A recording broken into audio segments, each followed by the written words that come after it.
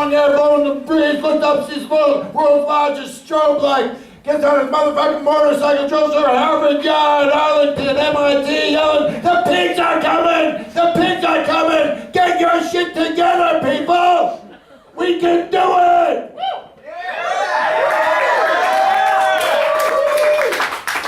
Madman and motherfucker! My name is Abbie. I'm from Muskogee, Oklahoma. I'm an orphan of America. I'm a member of the Woodstock Nation. Actually, I was born in Worcester, Massachusetts. Me and the birth control pill are the most famous things to come out of Worcester. A lot of people wish the birth control pill came first. Went down to Texas to visit LBJ. They said he was busy writing his memoirs. Gonna rival the memoirs of Fanny Hill. 100,000 people gonna jerk off reading LBJ's memoirs. LBJ taught me everything there is to know about the English language. Taught me the word fuck is the only word left. I don't mean with a PH. F-U-C-K, because he killed the English language. Remember seeing him on the boob tube, April 4th, 1968. He gets on. Martin Luther King had just been assassinated. There are riots all over the country. He comes on and he sheds a tear. They get a tricky makeup man to do that. He says, in the memory of his name, we must be non-violent. Flipped out of my chair and said, holy shit, I didn't know LBJ was a pacifist. Went down to Washington. We're going to levitate the Pentagon. We're going to exorcise the evil spirits from the five-sided building. 100,000 people showed up. We went down to measure it and we got arrested. Apparently it's illegal to measure the Pentagon. Just had to measure one side and multiply by 5.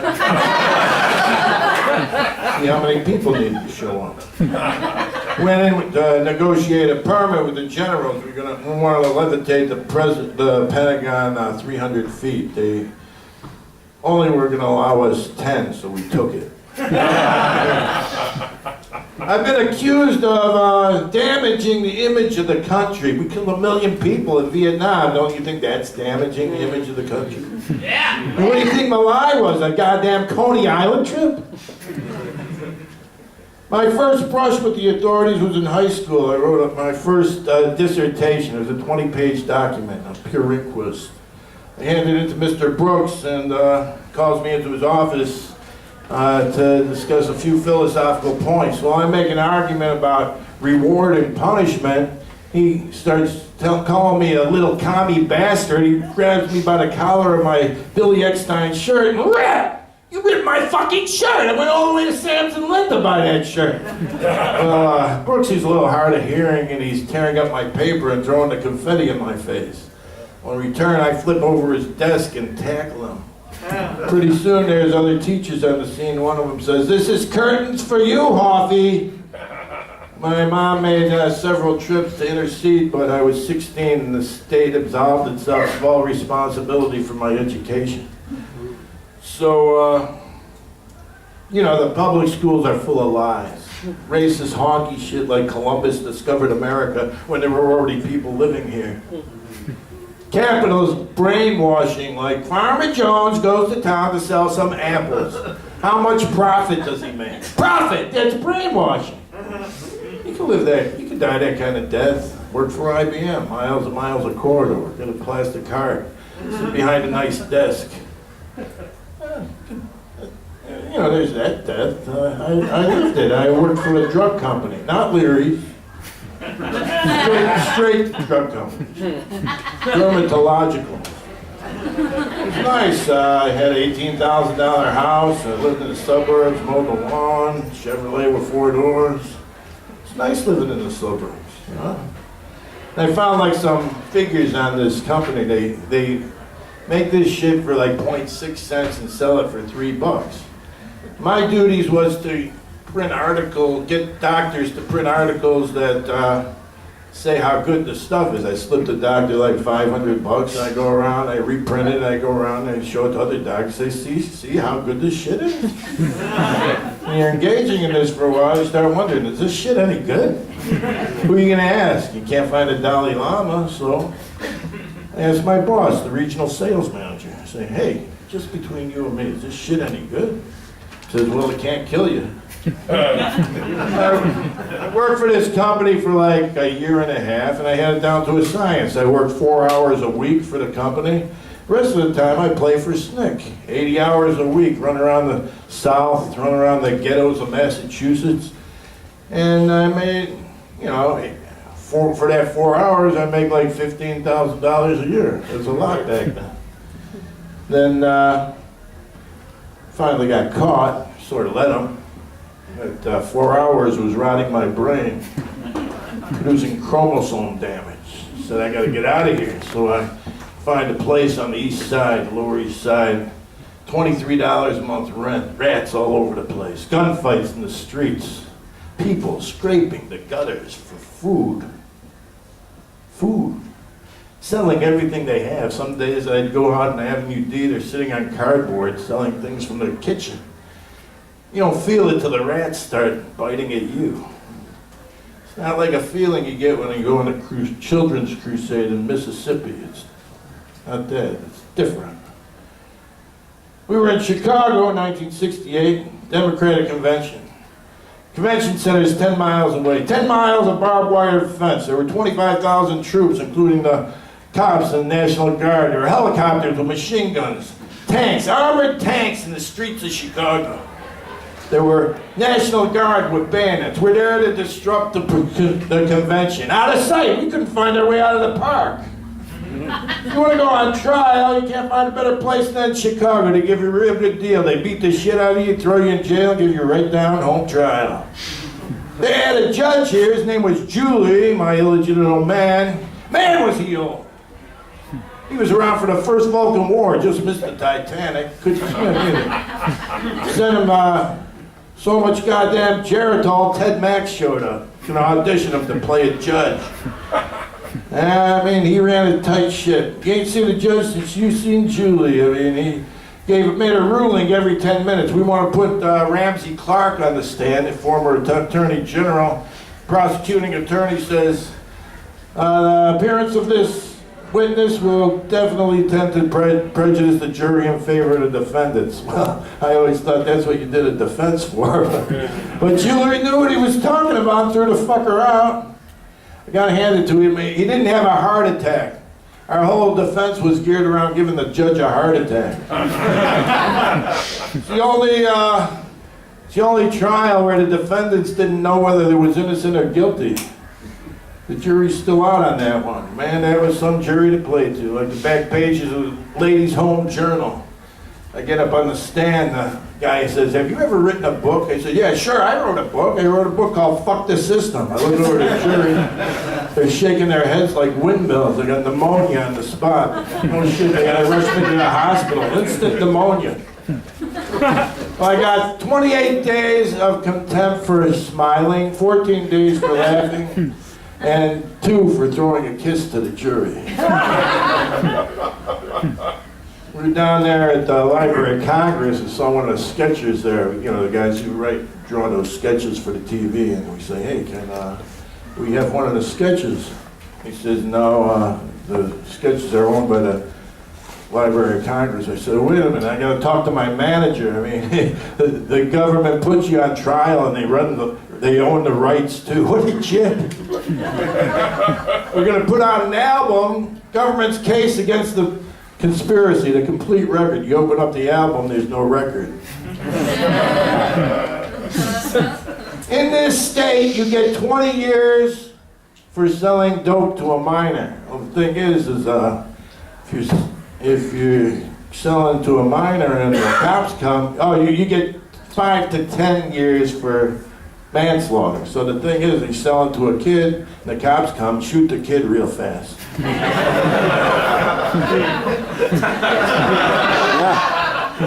Before I met nitrous oxide, I was a grim motherfucker. Every time I saw a baby born, I saw overpopulation. Every time a guy pissed his pants, I saw pollution. I saw some real bummers. Then I met nitrous oxide, and it's been giggles ever since. Jesus, he was a swinging dude. They say he got up there in he got up there in 3 days, right? If he had acid, he would have got up there in 1. He did the best he could. But you know what I'm down here for. I'm here to start the new religion. They sent me down to start the religion.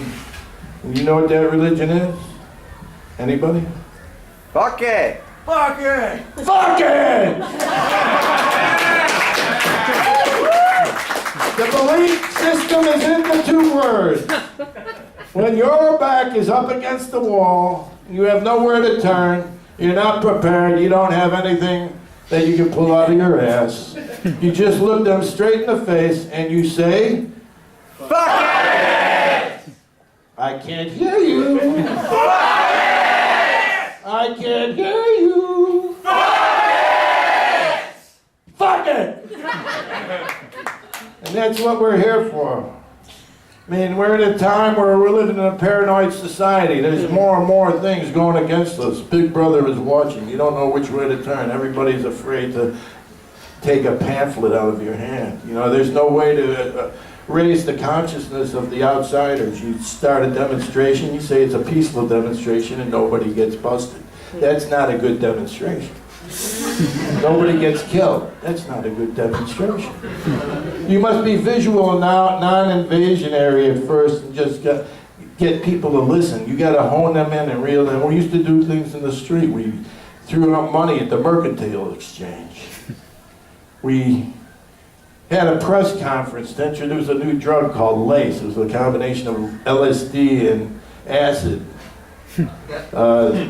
And DMSO, that's a skin-penetrating agent, so that when you squirt it on somebody, they all of a sudden become erotic and start fornicating. You know, we had the whole thing going. I just couldn't stick around for the final results. But we used to do that, and it's a theatrical thing, and that's what you're here for, to perform a theatrical weekend in memory of the Woodstock anniversary, which I was a big part of. Nobody realizes that I was at the Woodstock. I was an uninvited guest at the Woodstock. But I did things, I'm best known for being pushed off the stage by Pete Townsend. John Sinclair had to get out. John Sinclair. The Who. Well, I'm best known for that, but I provided the help tents. I set them up. I pamphleted an entire area. There's no recollection, no record of how big that crowd was.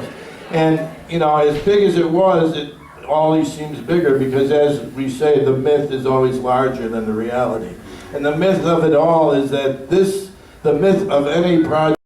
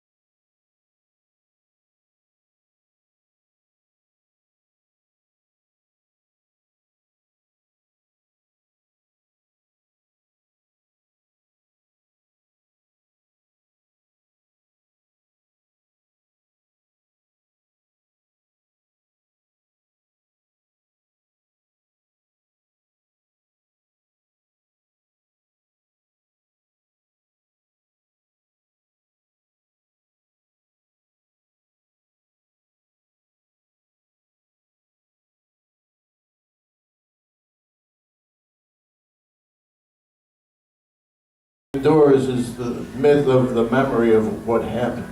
And it is always bigger than how it actually happened, because the reality is dwarfed by the myth. And that's what we're here for, to create a bigger thing than what it really was, but to be so big that nobody who didn't come here would know.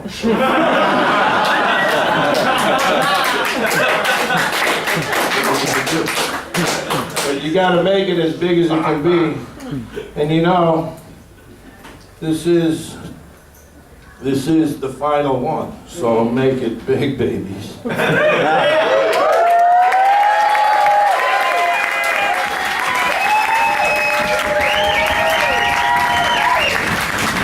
as I said before, I am from Muskogee, Oklahoma.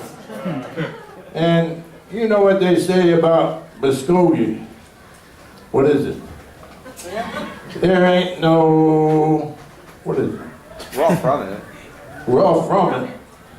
But this is your country, people. And if you don't like what's going on, you can love it or change it. Because this is your world. And that's what I'm saying. So get it right, get in or get out. This is what you got to do.